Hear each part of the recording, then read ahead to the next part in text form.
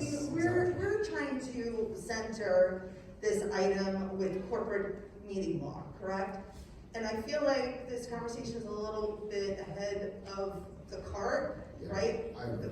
Because we're asking for modifications to the open meeting law, and then other items will follow, and that's basically under the guidance of what that would look like, right? So I just kind of think like this. So I'll give some context as best as I possibly can here. So the work that we're trying to do here is first to find out if under the current law, there's an opportunity to allow for like a COVID-like hybrid situation to happen in community boards as of right. So we're requesting to see that first. We haven't come to a conclusion whether or not that can possibly happen. So it's the board has asked us to look into it. The second thing would be to make recommendations for legislation that would allow for the modification of the open meetings law to allow for this hybrid opportunity for voting. But no one is taking a position on exactly the contents of what the open meeting law recommendations would be.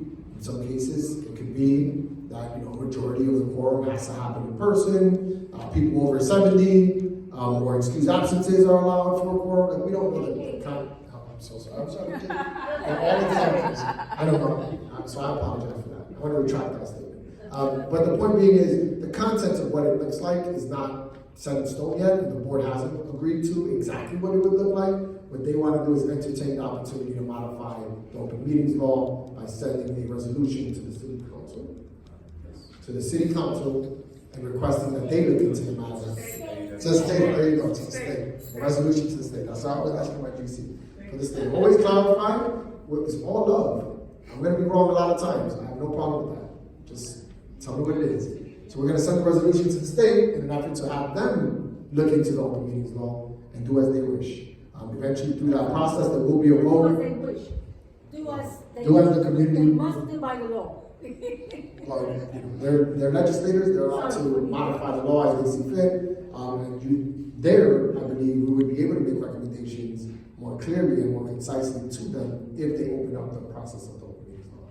To add to what the borough president was saying, yeah, so what's been brought up for the agenda tonight is sort of two next steps. The first next step is exactly along the lines of what the borough president was saying.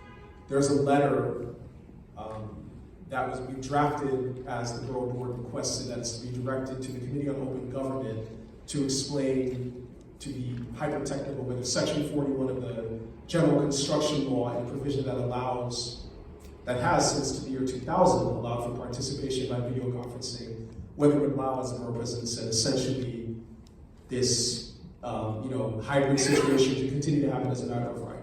That's the first thing that the next step would be if a member wants to move that discussion so we can vote on the letter,